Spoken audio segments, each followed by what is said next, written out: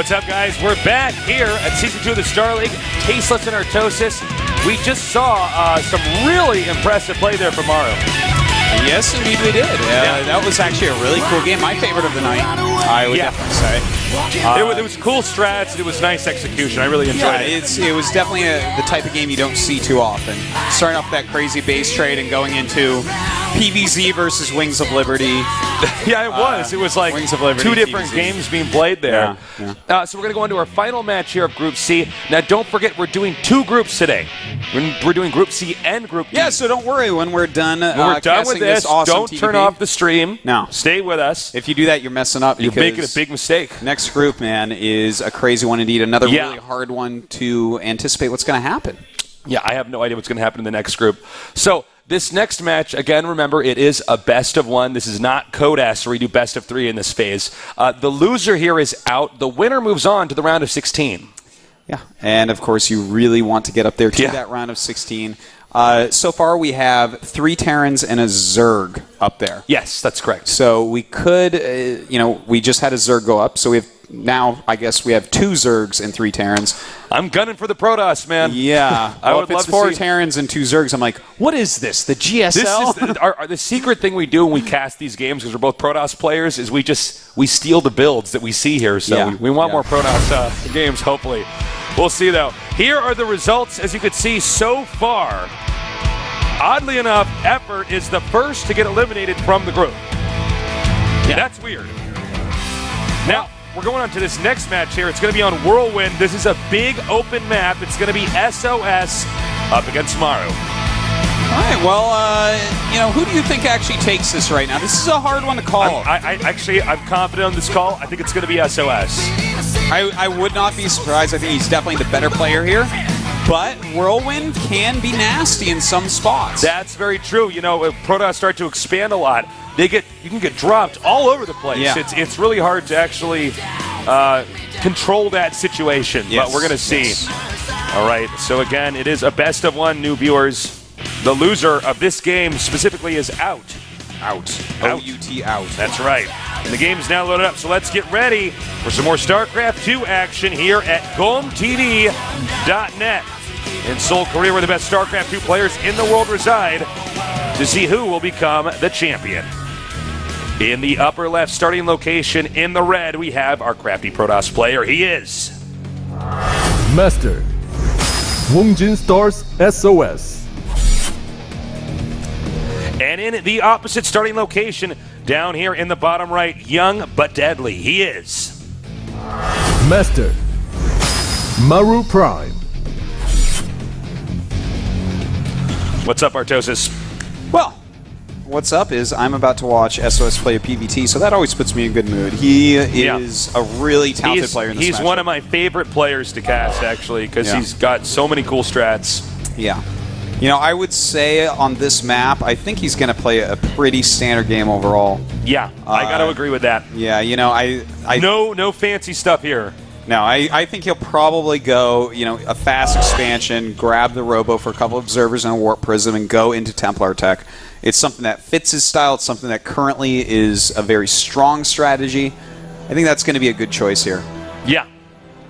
I got to agree with that. But I think the key for sOs to win here is for him to have solid defense. Occasionally we see Terrans who just drop a little bit too much. And, drop harass, no matter what race you are, it's a double-edged sword, because if the medevacs are picked off before they can get anything out or do any damage, you're just giving away units. That's very true. So, at least for me, when I play on this map, I basically I defend, I got a ton of observers. Always go for early Robo. I'll get 4 or 5 observers. Yeah, no, I'll do the same thing. I will literally do that. It hurts a little bit because of your gas, but at least you know what's coming at you. Yeah. Well, all right, so the Nexus goes down here. An interesting set of builds here. Maru went for a quick Reaper, which you can never really call bad on any map. And especially because Whirlwind is a map where a lot of Protosses will still go Nexus first, but this is a nod towards the fact that a Reaper opening can be very powerful against a Nexus first. He's actually gone Gateway Gas Nexus, which isn't uncommon for SOS anyways, but it's definitely going to help out against this Reaper, which would otherwise get a lot of probe kills. Yeah. Now, the Reaper builds are almost a little bit more effective if you're in closer spots, just because you might be able to get some more kills. Yeah. And, you know, the fact that he's chasing this probe back and the probe gets to actually see everything in the whole world ever. Oh, my God. Yeah, it's no secrets there, man. Wow. Well, that's... I mean, that was a good scout. Actually, I wouldn't have even chased that with the Reaper. It was pretty clear once you saw it going over there, it's going to make it inside the base, right? Like, it is, but do you wait for a Marine to kill it? Like, well, here's the thing. He can actually deflect the Reaper now. Yeah, the Reaper isn't going to do anything. Yeah, but now he has no idea what the hell's going on, you know? Yeah, I know. It's a tough call, It though. is. It really is. I don't know either way, man. Well. Oh, wow. Do you remember Tasteless' blue sideburns? Will we ever see them return to StarCraft? Round of round of 16. Well, first of all, my hair was all blue. It wasn't just the sideburns. It wasn't just your sideburns? I've actually had... That would be really weird if you just dyed your sideburns blue. No, that wouldn't be cool. But Michael, all what's blue wrong, hair is sideburns? Cool. Are you sad? I've had my hair pink, purple, blue, red. I've had a mohawk, short mohawk, big mohawk. But no, I have no. Was the big mohawk just because you didn't get a haircut for a while after the short mohawk? That's actually true. Yeah. No, I knew as soon as you said that, I'm like, okay, you're stretching. This is not true. No, I just hadn't had a haircut for a while, and I was like, all right, it's time to get a mohawk. No, I think I may color my hair again. I think I'm going to go for jet black, maybe with like a hue. Yeah, you do that hue of purple. I think you should do the hue of purple. You know, the ladies see me like, well, he's kind of an out there guy, you know. He's kind of a dangerous guy. That's what they think, man. That's what they think. Then they see me and you together. They're like, is he bringing his juvenile brother somewhere? Like, their mom wants him to escort him to school today? Oh, you're so funny, Artosis. All right, well, it looks like he did get map control now in that watchtower. Now, in cross spots on this map, the watchtower matters a lot. If you're both hugging like the right side of the map or the left side of the map, it doesn't matter as much because it's not like no matter what default the army, if you were to right click to their base, would go by that. Oh my God, he got by. No, he didn't. That's a Reaper taste. Those things are so fast. They are. Well, let's take a look at the builds real quick. This really does look like exactly the build I was talking about for SOS because he's throwing down that forge, and we should probably see a Twilight coming up pretty soon here. As far as Maru goes, he's going straight. He went for the very quick eBay, and that means he can get 1-1 really quite quickly. Yeah. And, of course, he's going right up to Medivacs with double tech lab so he can get his combat shields and stim. This build, by the way, that SOS doing is basically the same thing I do. Yeah, it's a very good build. It's very good. Yeah. The forge, pretty quick, but he saw the build of his opponent, so he knew he'd be safe. Yeah.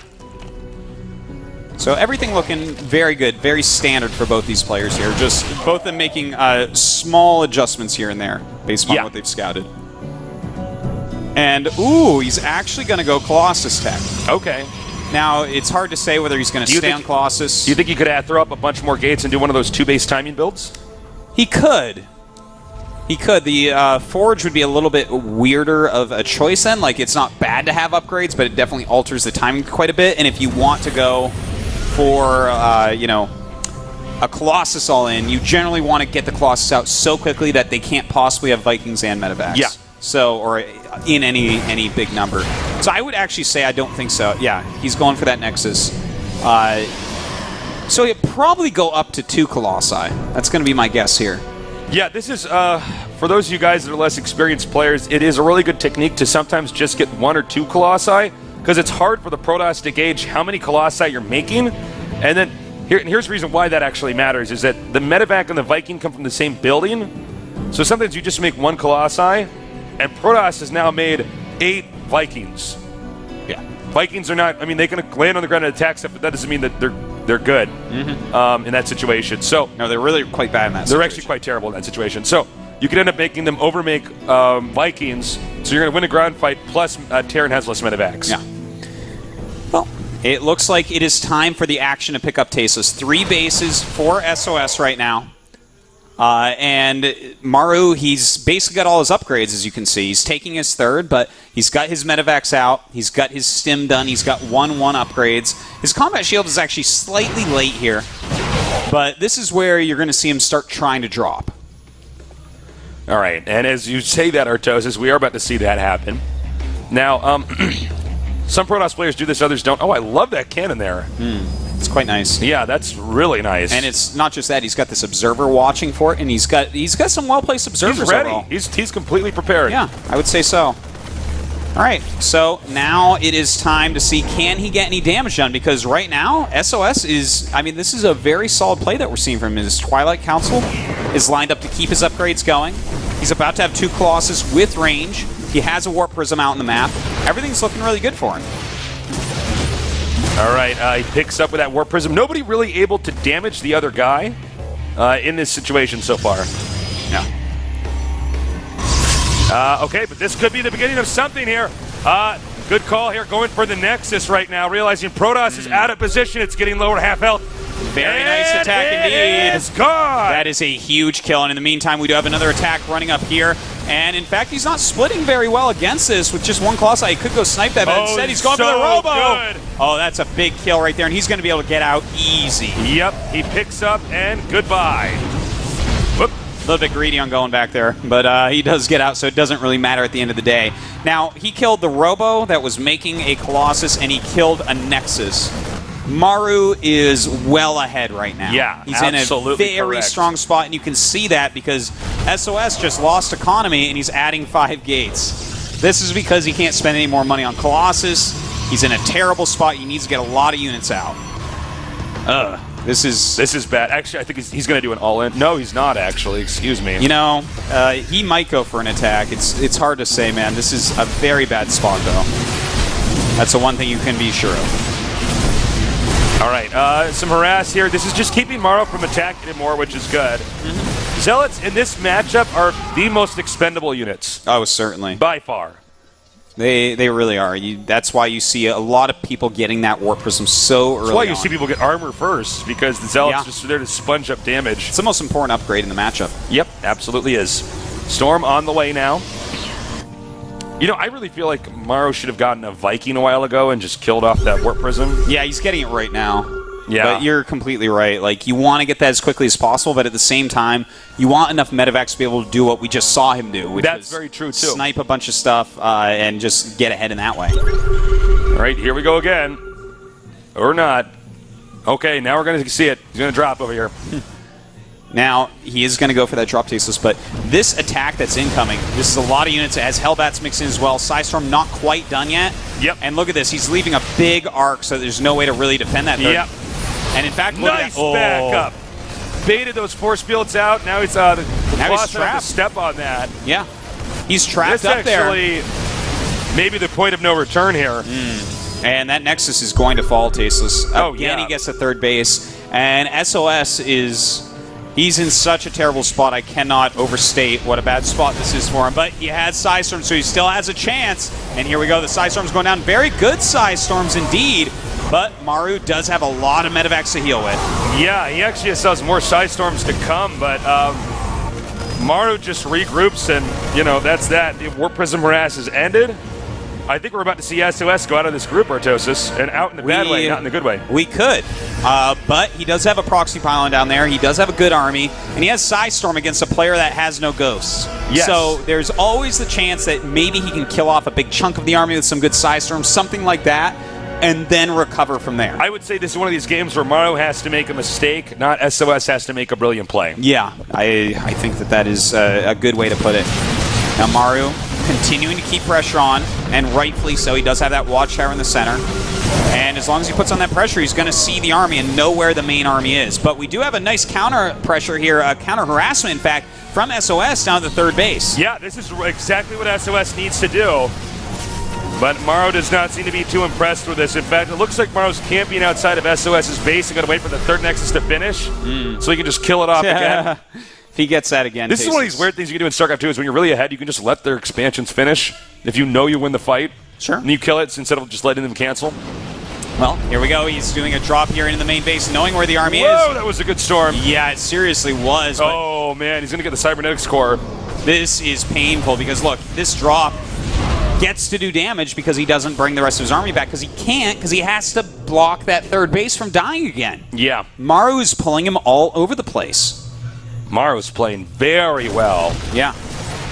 I'll be blown away if SOS can recover from this. He's playing him like a kazoo right now, Tasteless. Yeah.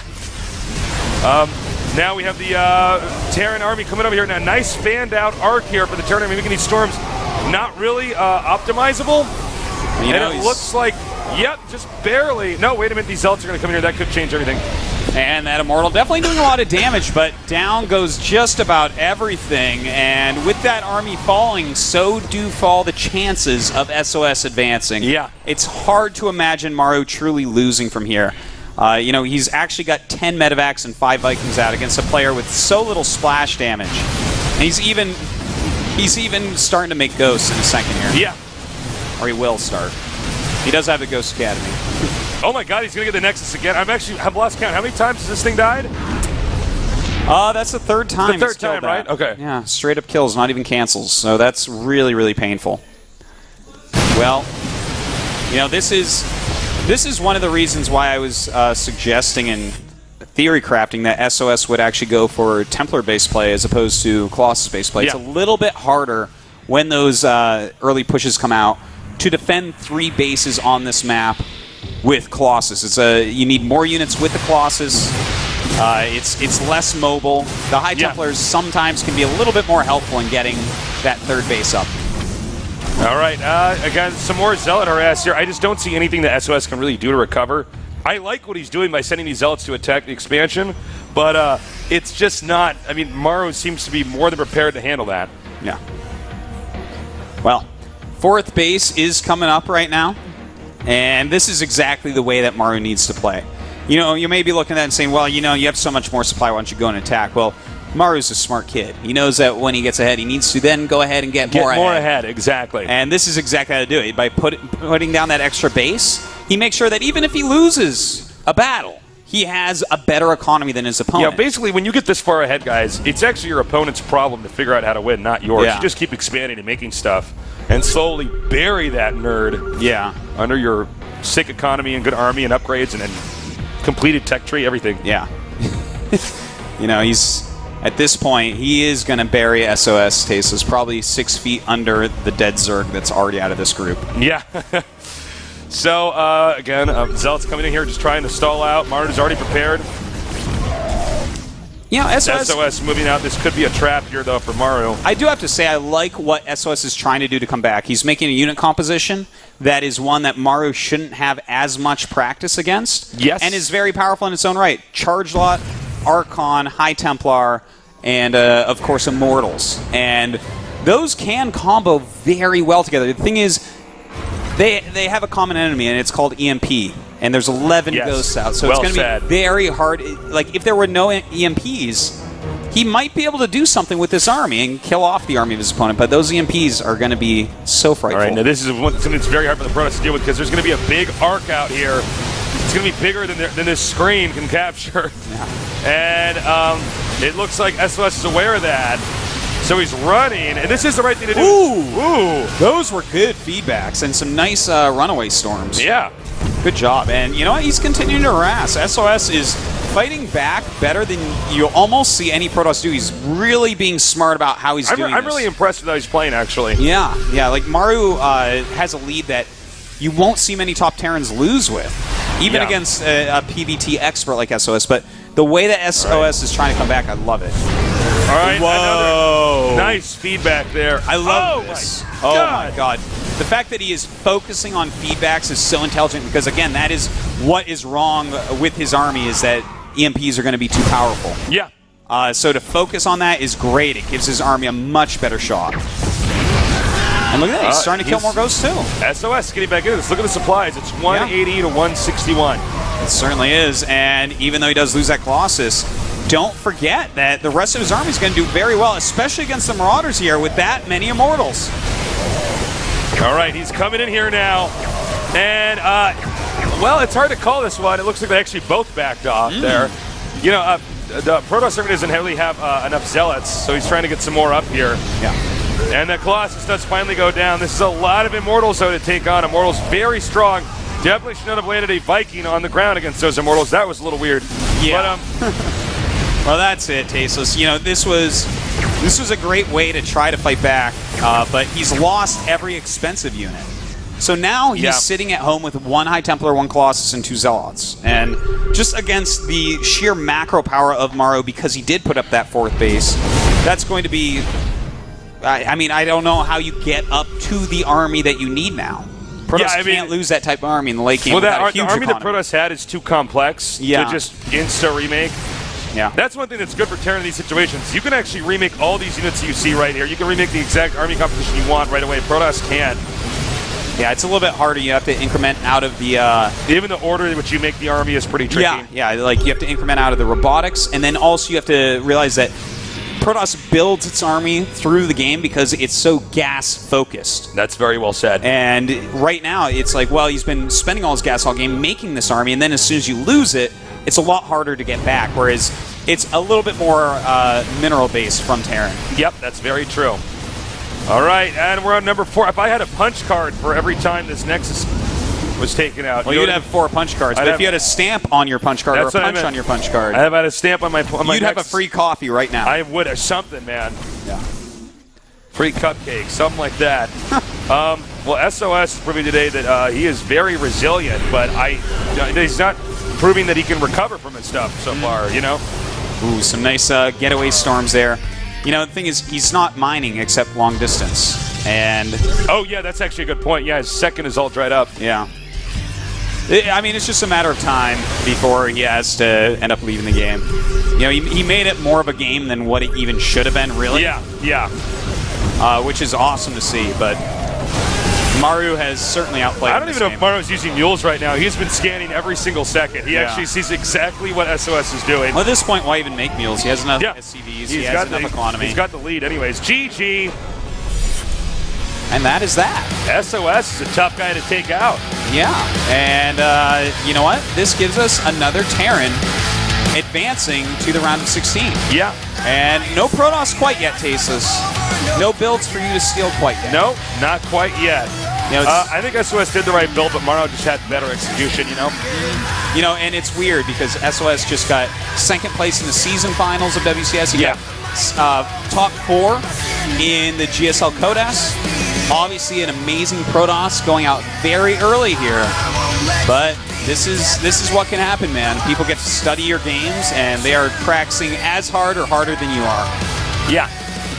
Well, I'm curious to see how far Maru's going to go. I feel like Maru is similar to Keen and Codas, where it's like, clearly he's very good, but will he ever be a champion? I don't know. I give him a better chance than Keen at being champion. Really? Yeah, Keen I see as a different breed of Terran player. Maru is a young up-and-coming, and yeah, Keen is young, but he's a very stylistic Terran. Keen knows how to win, that's for sure. That is for sure. All right, we're going to go to the interview now and see what Maru's thoughts are now that he's advanced to the round of 16. Today it's Maru. Super young guy. He's actually the youngest, in fact. That is true. 기대하시는 분들이 조성 선수 이번에도 가능할 것인가라는 얘기가 있었는데 좀 부담은 안 됐나요 혹시? 저희 팀에 저만 올라와가지고 좀 많이 부담됐는데 이렇게 이기게 돼서 좀 더 높이 올라가야 될 것 같아요. And Maru says, regardless of age, he's had a lot of kind of pressure on his, on himself because he's the only one who made it through from his team. But he's glad he's able to move on to the round of 16, and he hopes he can continue to bring better results to represent all of his team rather than just himself. 아직 그 정도까지는 아닌 것 같고 더 열심히 해야 될 것 같아요. 이제 조성주 선수를 제가 이제 준비를 해보면서 admits himself that he definitely needs a lot more work. 꾸준히 기대를 is not 받았던 선수지만 completely 이렇게 clean. 결과를 보여주지 못했다. 그래서 지난 시즌은 김민철에게 2번지는 안타까운 대진운이었다라고 생각이 들지만 이번 시즌은 단단히 좀 준비를 해와야지 결과를 낼 수 있을 것이라 생각을 한다. 라고 이제 제가 준비를 해왔는데 단단히 준비해온 것 같습니다. So, Maru, people were wondering if he would come prepared to kind of face off against the best of the best, but he says, yeah, he definitely practiced super hard. Tried to bring his best today. Of course, he already said he needs a lot more improvement, but he prepared for this day, and it definitely shows moving on to the round of 16. 긴장감은 좀 많이 올라갔을 것 같은데 거기에 대해서는 어떻습니까? 오늘 현우 형이 같이 왔는데 좀 많이 긴장감 풀어주고 하셔가지고 어떻게 풀어주는 거야? And so and he's been super nervous, and they're like, so how do you cope with that? He's like, well, you know, they tell me not to be nervous, and so I'm no longer nervous. Just, words of wisdom. I'm glad it's so easy. It's super easy, guys. Now we all know the secret. Just don't be nervous. I think he's more nervous for the interview, in fact, right now than he was for the games. He's like scared to make eye contact with anyone. 자, 그렇기 때문에 오늘 아까 전에 저희가 경기 전에 그런 말씀을 드렸어요. 조성주 선수가 지금 연맹 최초로 16강전에 진출하는 것만으로도 연맹 선수 전체의 동기부여에 큰 도움이 될 수 있을 것이다. 이런 얘기를 드렸던 것이 전반적으로 사실상 그 프라임팀도 팀이라는 얘기가 있었고 그것을 지금 조성주 선수가 이끈다는 얘기. There's a lot of kind of talk in kind of what this means also for the ESF. 거기에 대해서는 좀 you know, especially him moving on to the round of 16. And they're like, so we're talking about the symbolism in that. Amaru's like, I don't know. Too young to comment on the symbolism and the bigger picture of esports. Just plays for the game. 붙을 수 있을까? 이 선수하고 만날 수 있을까라는 선수들이 이제 대거도 포진되어 있는 16강전 경기거든요. 목표가 있다면 어떤 위치가 있을까요? 최대한 높이 올라가고 싶은. 그럼 혹시 꼭 만나보고 싶은 선수가 있다면 누가 있을까요? I feel like his 이승현 선수. age definitely shows because he's like and he says we're like, oh, what's your goal for the tournament? And Maru's like, I just want to go as high as possible. No, he's not like, I'm gonna win the championship. He's like, I just want to go as high as possible. 감독님께도 한 말씀 해주셔야죠. 제가 여기까지 오게 된 게 감독님 때문인 것 같아서 감사드리는 말하고 싶습니다. A huge thanks to his coach, of course, giving back. That it's on his behalf that Maru was able to make it to the stage. A huge stage, really. Moving on in the round of 16, or to the round of 16. And again, the same thanks to the fans for cheering him on. Once again, guys, that is it for Group C here at the Yongsan Esports Stadium. I'm going to throw it back to Doa and Monty Chris. What's up, guys? We're back. It was a cool interview. I was really... he's so cute, man. Let's cut right to the chase. He is. I love when they ask him the political kind of semi-loaded question. He's like, I don't know. I know, it's so funny. Like, of course you don't know, Maru. You just play StarCraft. We're going to go to a short little break, but when we come back, we're going to go on to Group D here in the Season 2 Star League. Stay tuned.